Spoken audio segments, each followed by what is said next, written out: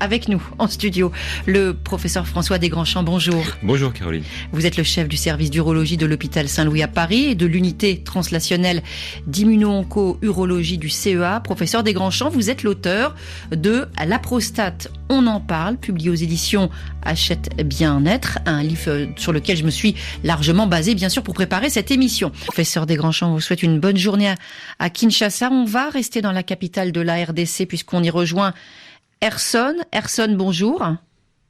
Bonjour Caroline Paré, bonjour professeur et bonjour à tous les auditeurs de Priorité Bonjour Santé. monsieur. Erson, on écoute votre question.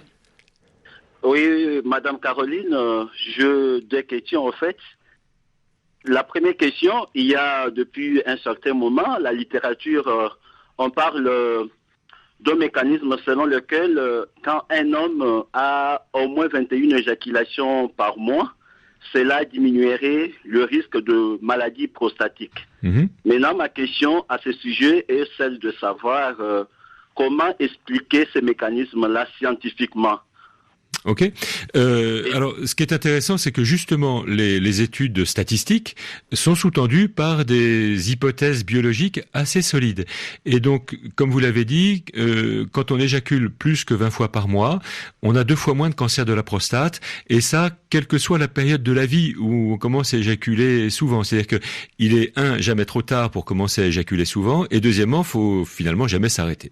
Alors, pourquoi? C'est parce que dans le sperme, il y a 2 substances qui s'appellent la spermine et la spermidine qui sont oncogéniques, c'est-à-dire c'est des substances qui peuvent transformer les cellules en cellules cancéreuses.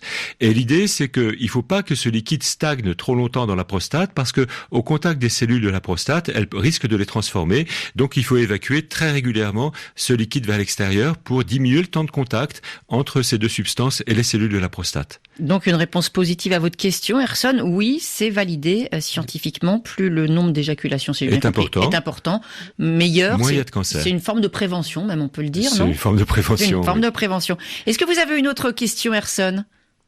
Oui, j'ai une autre question. Oui, on vous écoute.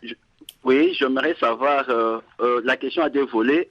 Si d'abord la prostate augmenterait de volume chez tous les hommes. Là, c'est 1.